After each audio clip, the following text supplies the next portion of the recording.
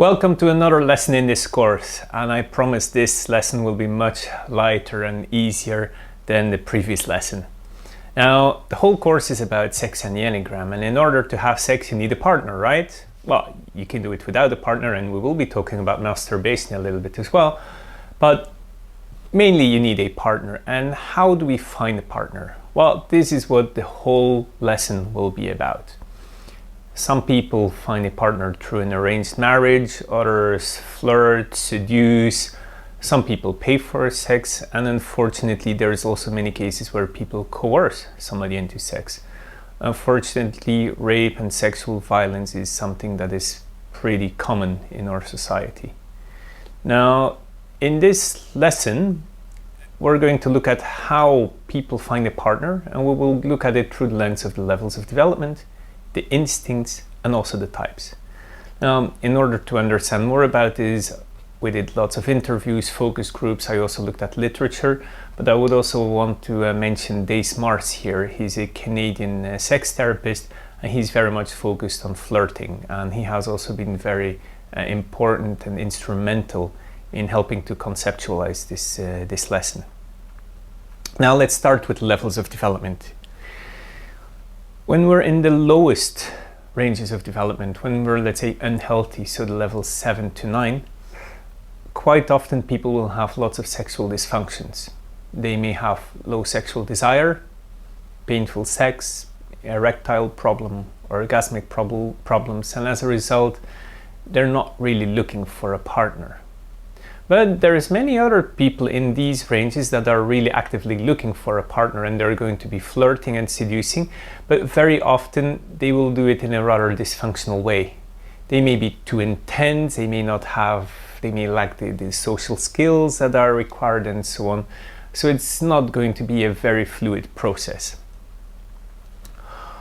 Others are actually going to be too assertive. And this is where the rape may even come in. Some people may be very assertive, very forceful, and they may even try to find a victim. If we're looking, rape is actually always perpetrated by people who are in these ranges of development.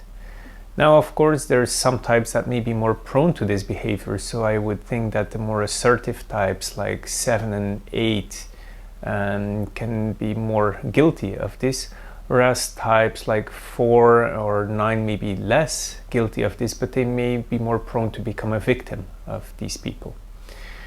I will not go into much detail about this because this is already something for the realm of clinical sexology, and it falls outside of the normal spectrum, and I doubt that many people of you are really falling in that. Let's move to the average ranges of health, because this is where most people will find themselves. And this is actually where we're also going to see the influence of the passion of the type and the instinct the most clearly. Actually, the whole lesson focuses on these levels. So when we'll be looking at the influence of the types and influence of the instincts, you should keep in mind that we are mainly looking at levels 5 and 6. Now, what is happening here is actually that in flirting and seducing, we want to adopt an image of being the most desirable. And being the most desirable is going to be determined by our type. So for example, for somebody who identifies with type 4, they may want to adopt an image of being a very authentic person, or somebody who's a type 6 may adopt an image of being a reliable person. So basically, we all have some kind of idea of what an ideal partner looks like, and this is the image that we try to adopt. But quite often, it means that we're pretty dishonest. And most often, we're actually not really self-aware. We're just trying to show the best part of ourselves. But actually, in reality, it's basically putting on some kind of mask. And what happens then is that quite often we're attracting the wrong people. Now we'll talk about this in more detail, and we'll talk about all the types very specifically, but maybe just to give a small intro, we can see that there is some difference between the Hornevian triads, between the social styles triads.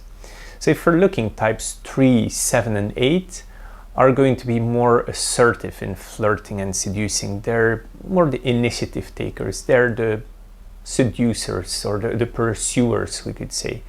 They have a stronger sense of self-confidence. And actually, self-confidence is something that's very, very attractive. So they may be sometimes even more successful than other types. And if somebody also is a social dominant on top of being type 3, 7 or 8, this is going to be even stronger.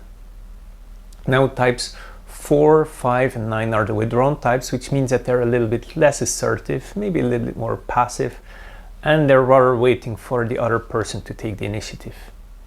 And types 1, 2 and 6, which are the compliant types, they can be both. They can be both assertive or more withdrawn. There it mainly depends on the values of the society. Now, it's also important to see that there is no right or wrong way to flirting. It's just that all types have their pluses and minuses.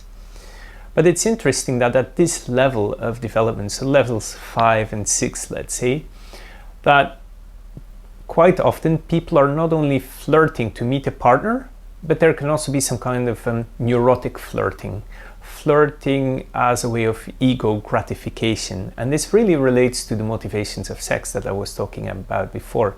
So for example, type 8 may flirt just in order to have this sense of being alive and this sense of feeling powerful. Or type 2 may flirt not because they want to find a partner, but just because they want to feel loved. And type 4 may flirt not because they're interested in having sex, but basically because they want to feel special. So let's maybe move to the even higher levels of development. When we're looking at levels 4 and 3, there's much less people that are in those levels, but they have maybe a more healthy form of meeting and dating. There are still going to be influences of the type and the instinct, but the intensity of these specific aspects are going to be less outspoken. They're going to be less strong. Basically, people in levels 4 and 3 are more going to interact as equals. They're going to interact more on a level of respect and responsibility, and they're really going to create a caring bond. And they're also much better at setting clear boundaries with a prospective partner. So clearly people in these higher levels are really interacting with the other person. On levels 5 and 6 we may still be interacting more with our own projections of who we think the person may be. Another thing is that at this 4th and 3rd level, people are maybe playing a little bit less with the sexual energy. They're more interacting through honesty and compassion. So there is less manipulation, there is less games, there is less pretending, they're not putting up a mask, they're not trying to correspond to this image of what a desirable person is. So as a result, they're actually also more it's also less likely that they are going to attract the wrong people. And finally, at these levels, there's almost no neurotic flirting. There's no ego gratification that can be found in the flirting process. And then if we go to the highest levels of development, so levels 2 and 1, where hardly anyone actually is, there is zero neurotic flirting. And actually also, as we will see later, the urge for sex may actually be a little bit decreased. So there's going to be less of a flirting just for the sake of finding a sex partner. It's more going to be to find a partner to have a caring bond with. And sex is only going to take place as part of this loving and caring bond. Sex is always going to take place on a basis of a deep connection, but it's a true connection, not some kind of idealized merging that you may find in the sexual instinct. And also on these highest levels, you're actually not really going to see a lot of difference in their flirting or seducing, or actually it's not even flirting and seducing, but the way that they're going to relate to other people. You won't really see much of a differentiation among the types, I believe.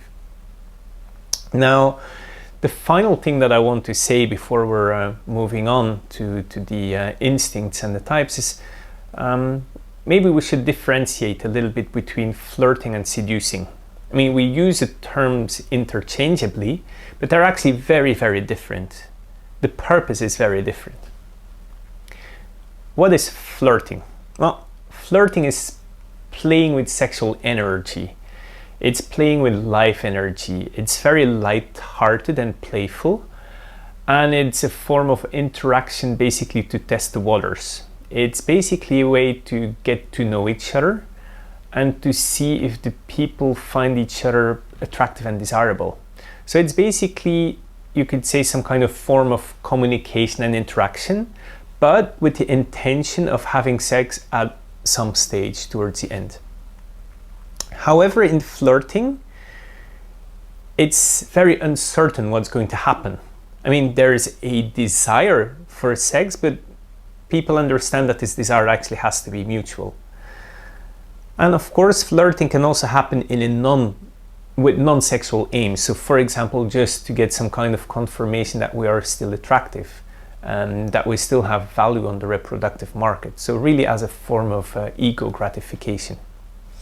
So flirting is very different from seduction. Now, what is seduction?